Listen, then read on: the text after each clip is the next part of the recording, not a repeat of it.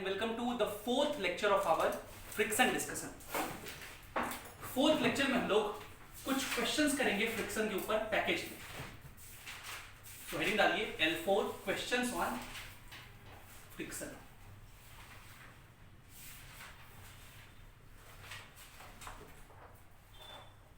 Questions on friction. तो हम लोग अपने पैकेज के कुछ सवाल करेंगे. सीपीपी से पहले सवाल करेंगे हम लोग. तो एक सवाल लिखिए फ्रिक्शन के ऊपर. सवाल ये है, एग्जाम्पल 11 है, सीपीपी नहीं एग्जाम्पल में है. एग्जाम्पल 11.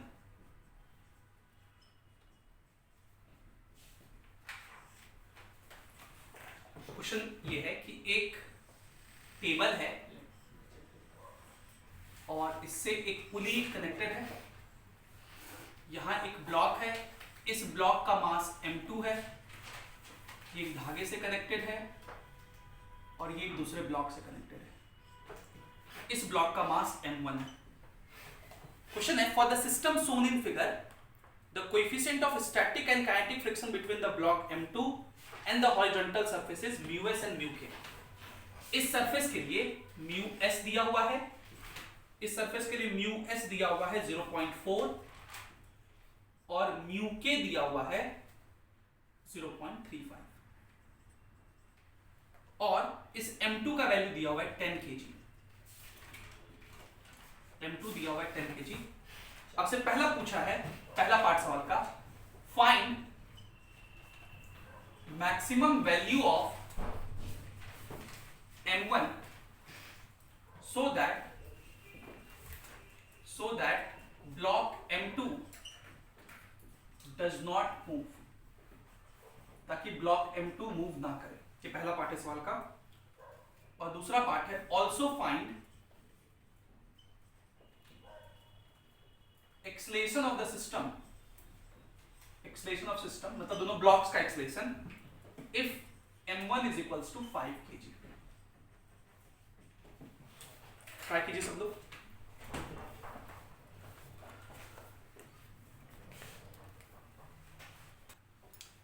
तो चलिए इस सवाल को देखते हैं. पहले इस m2 का एफपीडी बनाते हैं. इसका वेट नीचे लगेगा कितना, 100 न्यूटन. और इस सरफेस पे नॉर्मल जो लगेगा, सरफेस की वजह से नॉर्मल इस ब्लॉक पे n2. इस पे टेंशन T इधर लगेगा जो कि इस ब्लॉक को स्लिप करवाना चाहेगा इधर. इस पे फ्रिक्शन इधर लगेगा, है ना. ये ब्लॉक कब तक नहीं चलेगा, जब तक इस T का वैल्यू इस सरफेस के मैक्सिमम फ्रिक्शन के को क्रॉस ना कर ले, तब तक ये ब्लॉक हिलडुल नहीं सकता. ये मतलब पढ़े थे कि जब तक ये फोर्स इस फ्रिक्शन के औकात को क्रॉस नहीं कर ले, तब तक ये ब्लॉक हिलडुल नहीं सकता. अभी फ्रिक्शन का मैक्सिमम वैल्यू कितना होगा ये निकाल लो. फ्रिक्शन का मैक्सिमम वैल्यू का फॉर्मूला हम लोग पढ़े हैं. वो क्या होता है, μs into n. क्या होता है, μs into n. यहाँ पे n2. इस डायरेक्शन में कोई मोशन नहीं है तो n2 का वैल्यू 100 के ही बराबर होगा. μs कितना है 0.4, n2 हो गया 100. ये कितना होगा 40 न्यूटन. मतलब जब तक ये फ्रिक्शन का मैक्सिमम वैल्यू 40 न्यूटन है, इसका मतलब T मैक्सिमम कितना हो सकता है 40. 40 के बाद T लगाओगे, T 40 से ज्यादा हो गया तब ये ब्लॉक चल देगा, है ना. तो 40 तक ये नहीं चलेगा. मतलब मैक्सिमम ये m1, देखो m1 का एफबीडी बनाएंगे तो m1 का वेट m1g नीचे लगेगा, टेंशन T ऊपर लगेगा. तो ये ब्लॉक भी रुका हुआ है, जितना फोर्स ऊपर उतना ही फोर्स नीचे. तो T is equals to m1g. और T कितने के बराबर मैक्सिमम हो सकता है 40 तक. इतने तक ये सिस्टम नहीं चलेगा. तो m1 का वैल्यू कितना होगा 4 kg. m1 कितना होगा 4 kg. Till 4 kg the system will not move. ये समझ में आ रहा? बहुत सिंपल, बहुत ज्यादा नहीं सोचना है. m1 अगर 4 kg का रखोगे तो वेट कितना लगेगा 40 न्यूटन. अगर ये रुका हुआ है तो टेंशन भी कितना 40 न्यूटन. 40 न्यूटन का ही फोर्स इसको चलाने वाला है. क्या ये चल पाएगा नहीं, क्योंकि इसको रोकने वाला भी कितना है 40 न्यूटन. उससे कम का वेट लेंगे तब तो चलेगा ही नहीं, लेकिन उससे ज्यादा का वेट लेंगे तो चलेगा. सेकंड केस में उससे ज्यादा का वेट लिया है. m1 कितना है 5 kg. तो 5 kg ले लीजिए. अब हम सिस्टम को वापस से यहां बना के दिखा रहे हैं। ये ब्लॉक कितने का हो गया? 5 kg का। ये ब्लॉक तो 10 kg का ही है, ये ब्लॉक तो 10 kg का ही है, ये धागा, ठीक है। तो अब जो नीचे फोर्स लग रहा है वो कितना होगा? 50। मतलब इस सिस्टम को चलाने वाला फोर्स कितना है? 50। और रोकने वाला ये जो फ्रिक्शन था वो मैक्सिमम कितना हो सकता है? 40। ये मैक्सिमम लग सकता है, लेकिन मैक्सिमम भी लग जाए 40 तो भी सिस्टम चलेगा कि नहीं चलेगा? चलेगा। मतलब ये ब्लॉक आगे बढ़ेगा ए से, और ये सेम धागा से कनेक्टेड है, तो ये ब्लॉक नीचे जाएगा ए से, जाएगा ना। और जब ब्लॉक चलने लगता है, एक्सलेट करने लगता है, स्लिप करने लगता है, तब कौन सा फ्रिक्शन लगता है? Kinetic friction. मतलब अब यहाँ स्टैटिक फ्रिक्शन नहीं लगेगा, कौन सा फ्रिक्शन लगेगा? इसका वैल्यू कितना होता है? म्यू के इंटू एन। म्यू के कितना है? 0.35, एन का वैल्यू है 100, तो ये कितना होगा? 35। अब इसमें आप चाहो तो टेंशन बना के इक्वेशन लिख सकते हो, या मैंने आपको बताया था कि ये सिस्टम एटवुड मशीन नहीं है, लेकिन एटवुड मशीन के जैसा ही है। पुली ब्लॉक सिस्टम, पुली फिक्स्ड, एक ही धागा से कनेक्टेड है, दोनों ब्लॉक का एक्सेलरेशन सेम है। तो आप सिर्फ एटवुड मशीन में क्या लिखते हैं? Acceleration is equals to supporting force, देखो ये सपोर्टिंग है, और ये क्या हो गया? अपोजिंग। तो 50 माइनस 35, ये हो गया net force by total mass, 15/15 1 metre पर सेकंड। ठीक है। अगला सवाल जो है ये सीपीपी का आपका है। देखिए इसमें एक ब्लॉक है कैपिटल एम, दूसरा ब्लॉक है स्मॉल एम। ये जो सरफेस है ये सरफेस फ्रिक्शन लेस है, सरफेस में फ्रिक्शन नहीं है। हम लोग एक अप्लाइड फोर्स एफ लगाए हैं, इन दोनों ब्लॉक्स के बीच फ्रिक्शन है, यहां फ्रिक्शन है इन दोनों ब्लॉक्स के बीच, लेकिन सरफेस में फ्रिक्शन नहीं है। तो बताइए कितना फोर्स लगाए मिनिमम, ताकि ये ब्लॉक इसके अगेंस्ट गिरे नहीं, मतलब ये नीचे ना, इसके साथ साथ आगे चले। क्वेश्चन है friction between the blocks is mu if the blocks are not attached, दोनों ब्लॉक अटैच नहीं है, अटैच्ड मतलब चिपका हुआ नहीं है। सो बताइए फाइंड एफ मिनिमम, ये फोर्स की मिनिमम वैल्यू निकालिए ताकि होल्ड करके रख सके एम, कैपिटल एम के अगेंस्ट। ठीक है, ट्राई कीजिए।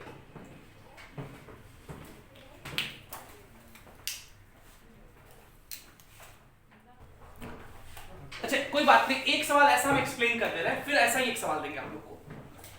सबसे पहले देखो इस सरफेस में तो फ्रिक्शन नहीं है, और ये दोनों साथ साथ चल रहा है, तो साथ साथ चल रहा है, तो आप इस पूरे को क्या मान लीजिए? एक सिस्टम। इस पूरे को क्या सिस्टम मान लीजिए? एक सेकंड माइक,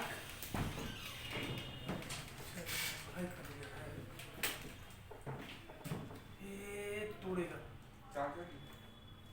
हाँ। अच्छा ऐसे चार्जर चला गया। अच्छा चार्जिंग में लगा है जी, ये है ना,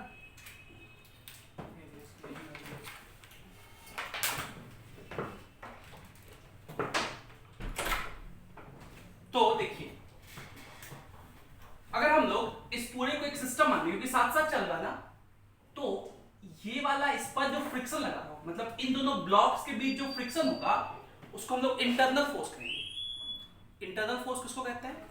सिस्टम के पार्टिकल्स एक दूसरे पर जो फोर्स लगाते हैं उसको इंटरनल फोर्स कहते हैं, और उसको एफबीडी के सिस्टम के एफबीडी में नहीं दिखाते। तो फ्रिक्शन तो दिखाने का जरूरत पड़ा ही नहीं, बाकी सिस्टम का एमजी नॉर्मल बैलेंस कर लिया होगा। बोलो, तो इस सिस्टम पे तो एक ही फोर्स लग रहा है एफ, तो क्या ये सिस्टम रुका रहेगा कि एक्सलेट करेगा? ये सिस्टम आगे की तरफ एक्सलेट करेगा, और एक्सलेशन कितना होगा? तो फोर्स बाय सिस्टम का मास m प्लस, बोलो ठीक है। अब आप इन दोनों में से किसी भी एक का एफबीडी बनाओ, किसी भी एक का। Let's suppose this small m का, इस स्मॉल m का अगर एफबीडी बनाए, दुनिया में कितने फोर्स होते हैं? 5। एक तो mg, तो इसका mg दिखा दिए, एक तो नॉर्मल, तो ये वाला सरफेस है, ये स्मॉल m इस सरफेस से कांटेक्ट में है, तो ये बिगर ब्लॉक इस पर नॉर्मल इधर लगाएगा। नॉर्मल कुछ फोर्स इन नेचर होता है, सिखाए थे पहले, तो ये वाला इस पे नॉर्मल इधर लगाएगा, ठीक है। एक्सटर्नल फोर्स हम लोग ऐसे लगा रहे हैं।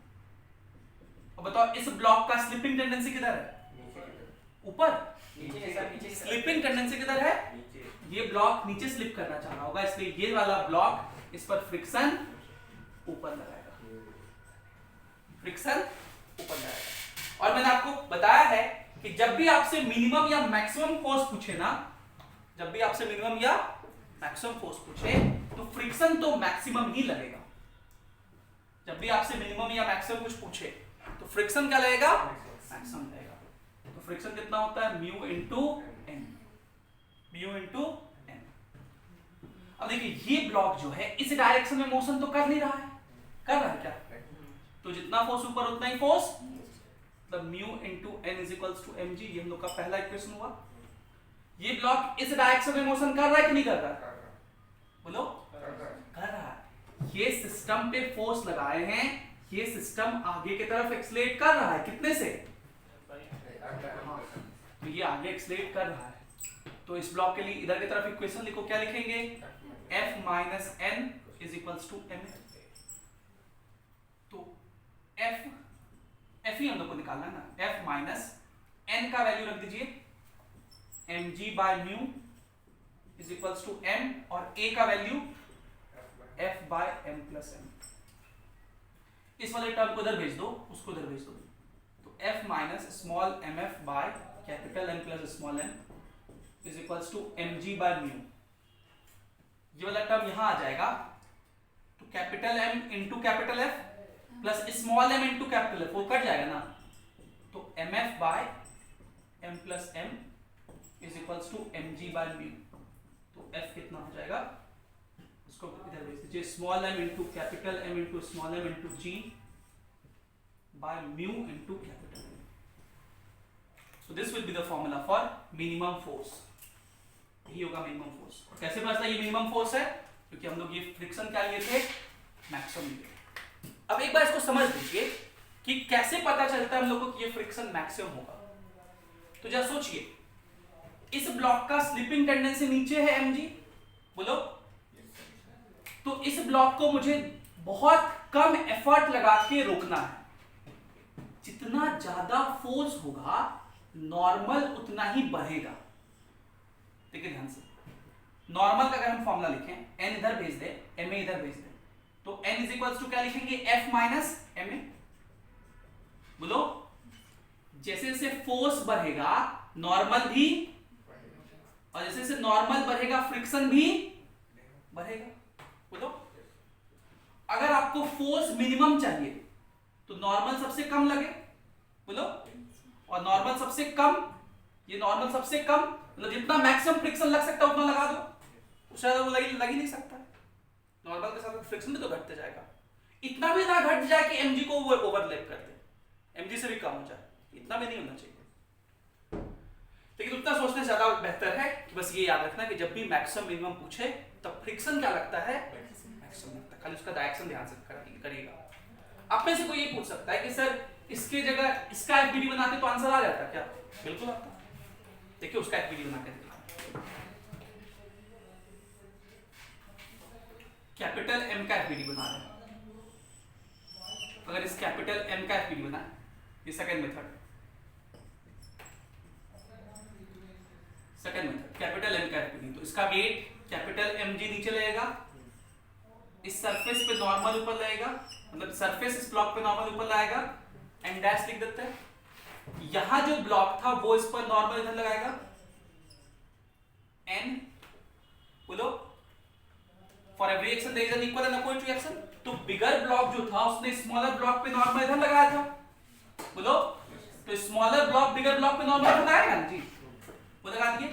फ्रिक्शन देखिए, स्मॉलर ब्लॉक पे फ्रिक्शन ऊपर लग रहा है ना, और ये फ्रिक्शन कौन लगा रहा है, बिगर वाला block. For every action there is an equal and, तो बिगर ब्लॉक ने इस स्मॉलर ब्लॉक पे फ्रिक्शन ऊपर लगाया, तो ये उस पर फ्रिक्शन किधर लगाएगा, नीचे। तो यहां पे ये फ्रिक्शन नीचे की तरफ होगा, म्यू इंटू एन, ठीक है। और कोई फोर्स लग रहा है क्या, F तो नहीं लग रहा है, F तो स्मॉल m पे लग रहा है। अब ये जो देखो, ये जो m है ये रुका हुआ है कि चल रहा है, किधर की तरफ, इधर की तरफ, A से।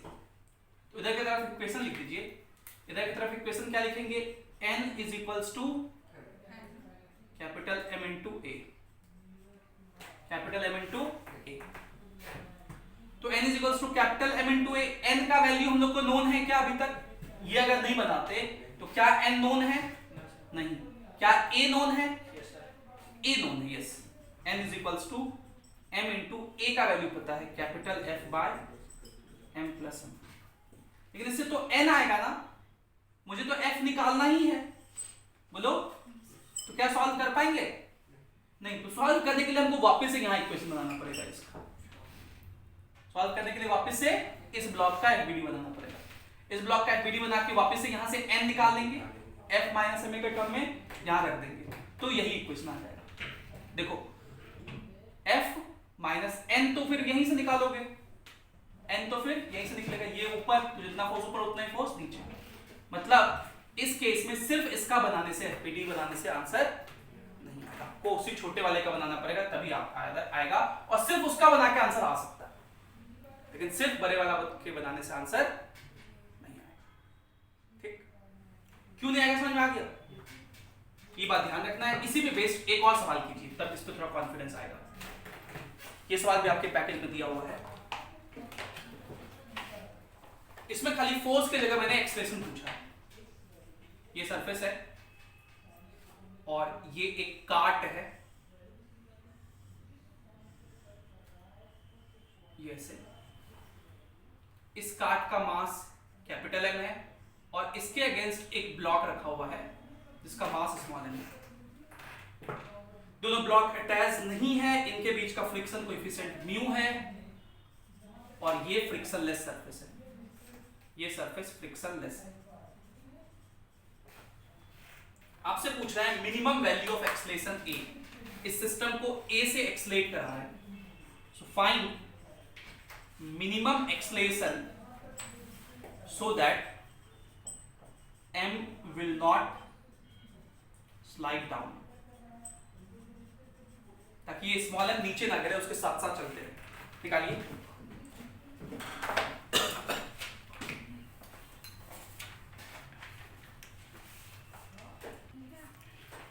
देखिए इसमें हम लोग ये जो स्मॉल m है ना, इसका एफपीडी बनाते हैं सबसे पहले।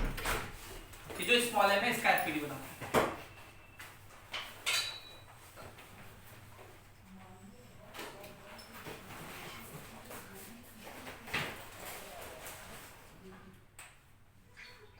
ये स्मॉल m का एफपीडी बनाते हैं। इसका वेट mg नीचे लगेगा, पहला फोर्स दिखा दिए। इस सरफेस के कांटेक्ट में ये जो बिग वाला है उसकी वजह से इस पर नॉर्मल इधर लगेगा, ये वाला इस पर नॉर्मल अपने से दूर लगाएगा, इधर लगाएगा। इस वाले ब्लॉक का स्लिपिंग टेंडेंसी किधर होगा? नीचे। इस पर फ्रिक्शन ऊपर लगेगा और मैक्सिमम फ्रिक्शन कितना लग सकता है? Mu into. अब ये ब्लॉक रुका हुआ है कि चल रहा है? किधर चल रहा है? रुका हुआ नहीं चल रहा है। किधर चल रहा है? आगे की तरफ A से। इस डायरेक्शन में तो कोई मोशन नहीं होना, तो इस डायरेक्शन में फोर्स क्या लिख देंगे? Mu N is equals to mg, force balanced. और इस डायरेक्शन में ये एक्सलेट कर रहा है, तो उधर की तरफ इक्वेशन लिखो, फोर्स कितना है? n is equals to ma। Divide करें दोनों इक्वेशन को, तो mu is equals to g by a, therefore a is equals to g by mu.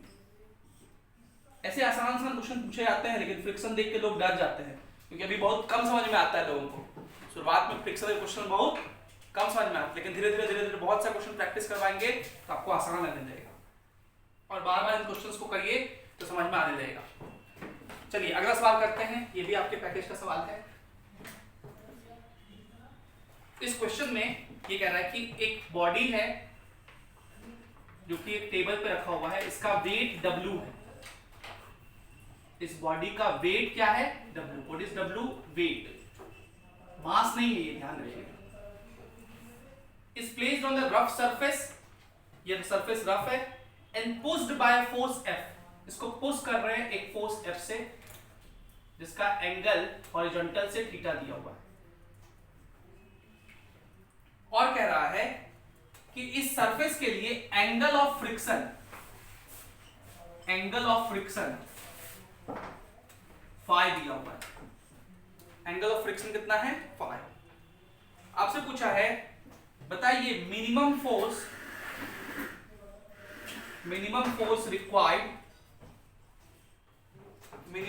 Required to just move the body को जस्ट मूव करने के लिए मिनिमम फोर्स क्या होगा, और 4 ऑप्शन में दे रहा हूं। ऑप्शन इसलिए दे रहा हूं कि आपको इसी फॉर्म में आंसर लिखना है। W sin phi upon cos theta plus phi.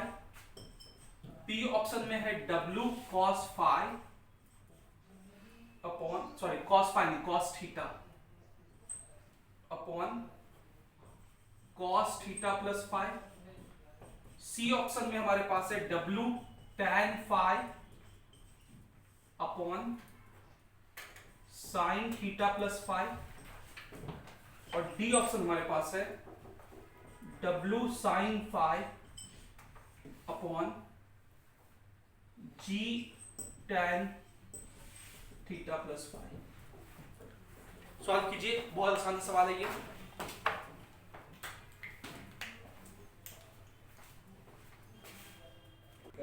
देखिए सबसे पहले इस क्वेश्चन में एंगल ऑफ फ्रिक्शन का क्या मतलब, हम बताए थे अगर किसी भी सरफेस का, प्लेन सरफेस का एंगल ऑफ फ्रिक्शन दिया है तो बेसिकली वो आपको म्यू का वैल्यू देना चाहता है। सेकंड लेक्चर में हम लोग किए थे mu is equals to tan lambda, तो यहां पे हम लोग क्या लिखते हैं tan phi, मतलब म्यू का वैल्यू दिया हुआ है tan phi। अब देखिए तो पुशिंग का केस है, L3 में हम लोग डिस्कस भी किए हैं पुशिंग कैसे होता है, और इस F को डिराइव भी किए हैं, हम वापस से डिराइव करके दिखा रहे हैं। इस F का 2 कंपोनेंट होगा, इधर की तरफ F cos थीटा और इस F का नीचे की तरफ होगा F sin थीटा। इसका वेट W नीचे लगेगा mg, W क्या है mg, और इस पर नॉर्मल ऊपर लगेगा। इस डायरेक्शन में मोशन नहीं होगा तो जितना फोर्स ऊपर की तरफ उतना ही फोर्स नीचे की तरफ। ऊपर की तरफ फोर्स कितना है n, नीचे की तरफ कितना है, ये F sin थीटा नीचे की तरफ है, देखिए arrow F sin theta plus W, F sin theta plus W, ये नॉर्मल का वैल्यू हो गया। अब देखिए इस ब्लॉक को कौन सा फोर्स है जो स्लिप करवाना चाह रहा है, ये F cos थीटा, किधर राइट वन, इधर है ना, तो फ्रिक्शन इस सरफेस पे किधर लगेगा, इधर से। ये फोर्स बढ़ते जाएगा, ये ब्लॉक नहीं चलेगा। कब तक नहीं चलेगा, जब तक ये फोर्स फ्रिक्शन के मैक्सिमम वैल्यू से जस्ट ज्यादा ना हो जाए, फ्रिक्शन के मैक्सिमम वैल्यू से जस्ट ज्यादा ना हो जाए। अगर फ्रिक्शन का मैक्सिमम वैल्यू 50 न्यूटन है तो ये F cos थीटा कितना होना चाहिए इसको चलाने के लिए, 50 से एकदम स्लाइटली ज्यादा। अगर जस्ट मूव कराना है तो 50 से स्लाइटली ज्यादा ले लो, चल जाएगा। स्लाइटली ज्यादा कितना, 50.00000001, तो रफली हम लोग 50 ही कह सकते हैं, दोनों बराबर ही। हम लोग कहते हैं to just move the block, to just move the block F cos theta is equals to F max। ये बराबर नहीं है, F cos theta F max एकदम थोड़ा सा क्या है, ज्यादा है, लेकिन हम लोग बराबर लिखते हैं क्योंकि एकदम थोड़ा सा ज्यादा कैसे लिखेंगे, इसलिए बराबर लिख लेते हैं। So F cos theta is equals to F max। F max का फॉर्मूला होता है म्यू इनटू n। तो F cos theta is equals to mu, और म्यू का वैल्यू दिया हुआ है कितना, tan phi into n। n कितना है, F sin theta plus W, है ना। तो अब देखो F cos theta is equals to हो जाएगा F sin theta into tan phi। कौन सा देखिएगा, phi और थीटा और phi में अलग अलग मत लिख दीजिएगा, F sin theta into tan phi plus W tan phi, ठीक है। अब ये वाला टर्म को इधर भेज दे क्योंकि हम लोग को F निकालना है। F कॉमन ले लीजिए, क्या बचा, cos theta minus sine theta into tan phi, है ना। tan phi होता है sin phi by cos phi is equals to क्या बचा, W tan phi। अब देखो ये cos phi यहां आ जाएगा, एलसीएम लेंगे तो, और नीचे cos phi बचा रह जाएगा, उस cos phi को हम उधर भेज देंगे। ये हो गया F इंटू, ये cos phi यहां आएगा तो क्या बचेगा, cos theta into cos phi minus sine theta into sine phi by cos phi is equals to, उधर बचा W tan phi। tan phi को क्या लिखेंगे, sine phi by cos phi. तो कॉस फाई दोनों साइड से क्या हो जाएगा,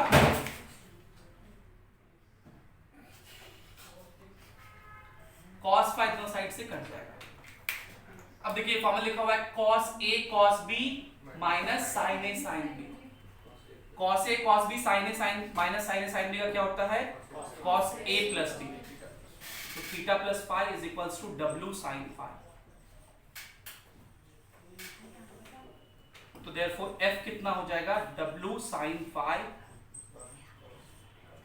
bye cos theta plus phi. ये f का वैल्यू हो जाएगा। ठीक है, तो बताइए कौन सा ऑप्शन सही है? ए वाला ऑप्शन सही है। ठीक है, चलिए इसको देखिए फिर एक और सवाल करते हैं। चलिए अगला सवाल हम लोग करते हैं। ये सवाल आसान सा है, इस सवाल को बना के कॉन्फिडेंस गेन करो सब लोग। ये भी आपके सीपीपी का सवाल है। सवाल है कि ये एक टेबल है,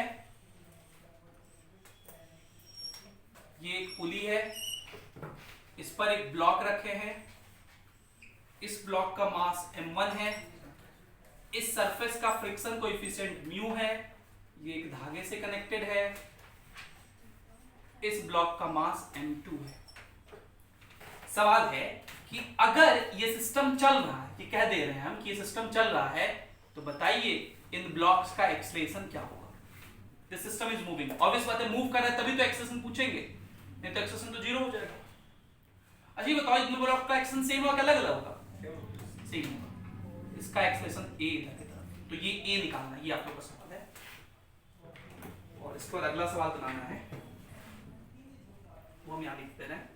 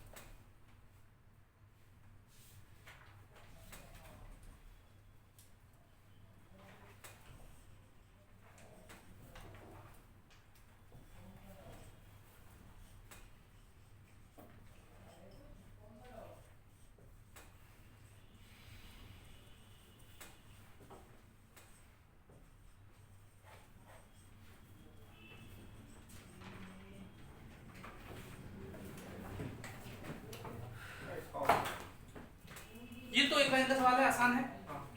देखिए ये तो नहीं कह सकते कि 8 फुट मशीन है, लेकिन ये 8 फुट मशीन के जैसा ही है।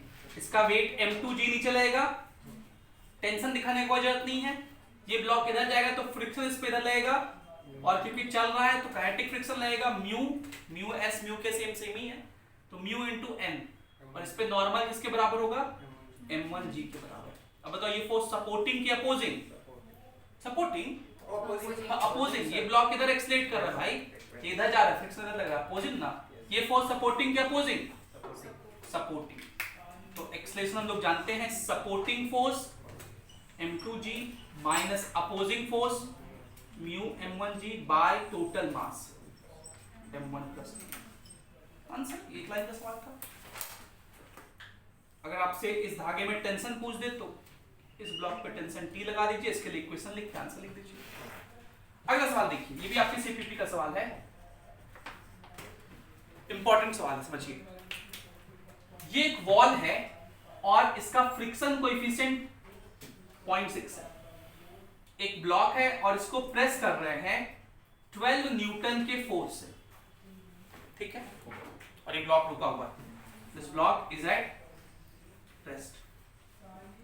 तो आपको बताना है find total force exerted by wall on the block. Wall जो है ब्लॉक पर टोटल कितना फोर्स लगा रहा है ये निकालना है। देखो इस ब्लॉक का अगर एफबीडी बनाएंगे तो इसका वेट mg नीचे लगेगा, 5 फोर्स होते दुनिया में, mg नीचे 5 न्यूटन, ये सरफेस इस पर नॉर्मल आएगा, ऐसे mg लगा दिए, नॉर्मल लगा दिए, टेंशन धागा है नहीं है तो नहीं लगेगा, स्प्रिंग फोर्स भी नहीं लगेगा, फ्रिक्शन लगेगा। इस ब्लॉक का स्लिपिंग टेंडेंसी किधर है? नीचे। इस पर फ्रिक्शन ऊपर। अब देखो यहां मैक्सिमम मिनिमम नहीं पता है फ्रिक्शन कैसा लगेगा, तो हम मान लेते हैं कि F लगेगा। अब ये F मैक्सिमम होगा कि नहीं होगा चेक करना पड़ेगा, देखते हैं। ठीक है, ये ब्लॉक रुका हुआ है, किधर भी नहीं जा रहा है, जितना फोर्स 10 लग रहा है उतना ही फोर्स 10 लगेगा। ये फोर्स n है, इधर से कितना है 12, तो n का वैल्यू कितना हो गया 12। बताओ फ्रिक्शन मैक्सिमम कितना लग सकता है, म्यू इनटू दिया हुआ म्यू कितना 0.6 गुना 12, बोलो ये कितना हो जाएगा 7.2 न्यूटन। तो फ्रिक्शन मैक्सिमम कितना लग सकता है, लेकिन लगेगा कितना, इस ब्लॉक का स्लिपिंग टेंडेंसी नीचे की तरफ है, वेट इसको नीचे गिराना चाहेगा, स्लिपिंग टेंडेंसी करवाने वाला फोर्स कितने न्यूटन का है 5 न्यूटन का। कितने न्यूटन का है 5 न्यूटन, सिर्फ 5 न्यूटन का फोर्स उसको नीचे खींच रहा है। तो फ्रिक्शन तो इसको स्लिपिंग करने से रोकना चाह रहा है, तो फ्रिक्शन कितना लग जाए कि इसको ये रुक जाए नीचे स्लिप करने से, 5 ही लगने से अगर काम हो जा रहा है, ये 7.2 लग सकता है, लेकिन लगेगा कितना 5 ही से लगेगा। अगर आपसे क्वेश्चन पूछता बताइए फ्रिक्शन वॉल और ब्लॉक के बीच में कितना है, तो आंसर होता है 5 न्यूटन। कैसा फ्रिक्शन है ये, स्टैटिक फ्रिक्शन, ठीक है। लेकिन आपसे पूछा है टोटल फोर्स जो वॉल इस ब्लॉक पे लगा रहा है, तो वॉल देखो 2 फोर्स लगा रहा है, एक तो नॉर्मल इधर की तरफ जो कि 12 न्यूटन का है, और दूसरा फ्रिक्शन ऊपर की तरफ 5 न्यूटन का। तीनों फोर्स का रिजल्टेंट लिख सकते हैं, इसको ऐसे मिला दीजिए, tail to tail joining parallelogram law, इसको रिजल्टेंट कहेंगे। तो R कितना हो जाएगा अंडर रूट 12 का स्क्वायर 144 प्लस 5 का स्क्वायर 25, तो R हो जाएगा 13 Newton. So this is the total force exerted by wall on the block, ठीक है। तो इन्हीं कुछ बेसिक क्वेश्चंस के साथ हम लोग आज की फ्रिक्शन डिस्कशन को समाप्त करते हैं। Thank you for being with us, have a great day.